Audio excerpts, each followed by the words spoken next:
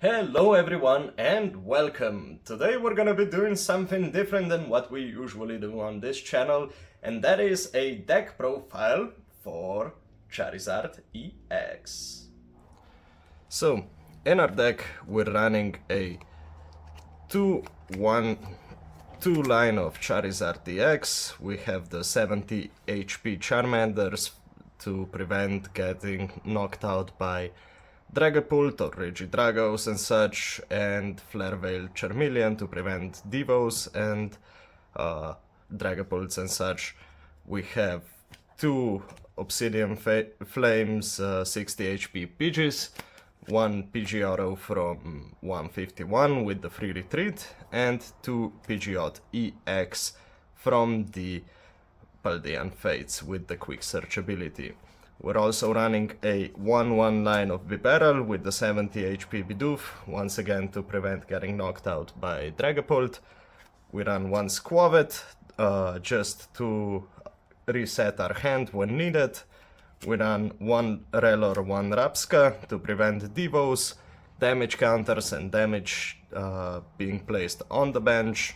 We run one Cleffa for a free pivot and draw engine. We run one Radiant Charizard for late game damage, one Luminion V to get our supporters and a target for Forest Sealstone, and one Pheasant DPT EX for draw engine once we get knocked out. For our item cards, we run 4 Baribari Puffin to get the low HP basic Pokemon into play. We run 4 rare candies to evolve our Pidgeots and Charizards. We run 3 Ultra Balls to get the evolution Pokemon or the higher HP basic Pokemon. We run 2 Super Rods to get the energies, mainly energies, but also some Pokemon back into the deck when we need them. We run a Palpet to return our supporters into the deck when needed. One Counter Catcher because we tend to fall behind in prizes. One Canceling Cologne to deal with Mimikyus and Iron Thorns EX. And one Lost Vacuum to deal with Pokemon Tools and Pokemon Stadiums in decks such as Gardevoir or Raging Bolt or Roaring Moon, some ancient boxes as well. We run one Heavy Ball to get the basic Pokemon from our prizes into our hand, and one Unfair Stamp as our ace pack of choice. The alternatives here could be the Prime Catcher to get more aggression and another Gust into play, could be the Heroescape to make the Charizards even more buff, but we chose the Unfair Stamp just like in Thor's list because it introduces some more disruption in the deck. For our Pokemon tool cards, we have one Forest Sealstone to attach to Luminion and get one any card once per game from our deck into our hand. We run one Defiance Band because, like I said before, we tend to be behind in prizes and to maximize the damage output. We run one TM Devolution to deal with mirror matches and one TM Evolution to get the Bibarel or Rapska or Charmeleon or Pidgeotto, depends on the matchup, into the game as early as possible. For our supporters, we run 3 Arvens to get the tools and items. We run 2 Iono for resetting our hand or late game disruption, whatever suits the matchup better. 2 Boss's Orders for Gust. 1 Thornton, which is the card that was introduced by Tord to switch either a basic Luminion with the Red Zard late in the game, or to switch a basic to Prizer for a 1 Prizer to offset the price trade, or just to set up a game when most of your Pokemon have already been knocked out. One of my spicy little techs is the Airy, which discards 2 item cards from your opponent's hand, which is especially good against either Lost Zones or other item-reliant decks. Alternative to Airy could be the 0-6 Machinations to just kill their hand altogether, but I think Airy works a bit better than 0-6.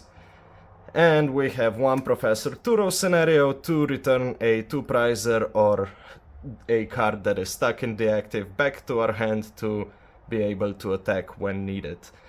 We run one Collapse Stadium to get rid of Luminion from the bench, and one Temple of Sinnoh as a tech against mainly Lugia, but other cards decks as well, such as Iron Thorns.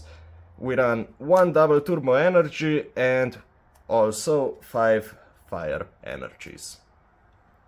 So that concludes our 60, and let's talk a little bit about matchups. So the beauty of this deck is that it doesn't really have really bad matchups, it doesn't really have great matchups either. The only card that I personally am afraid of is the Teal Mask Ogre Pawn, which is mainly run in 2 decks, the Raging Bolt deck and the Regidrago V-Star deck. But with the right decks at the right moment, both of those decks are beatable. So for the Regidrago V-Star, a well-timed late game Radiant Charizard with not Bravery Charm, Defiance Band goes a long way, and for the Raging Bolts, knocking out their Ogre Pawns at the early game gets them going as well, and late game Hand Disruption also kind of ruins their gameplay as well. And some matchups that I would deem good are Miraidon EX, because it's a heavy 2-prizer deck with low HP and not as great damage output as is the HP of Charizard EX, and other heavy 2-price decks such as maybe Roaring Moon. It does have the delete button, but it's also very much a glass cannon, and I could say the same for the Chien-Pao EX. I think I win most of those matchups. Also, Gardevoir with the well-timed Lost Vacuum also goes a long way. And the decks that are really 50-50 are something along the lines of Lost Zone, Giratina, and Lost Boxes, and maybe Ancient Box, because it's heavily one single price deck. Those are a bit trickier and a bit more 50-50. So yeah, if you like this video and want to see more videos like this, don't forget to like and subscribe to this channel, because we will be doing a deck profile probably every week from now on.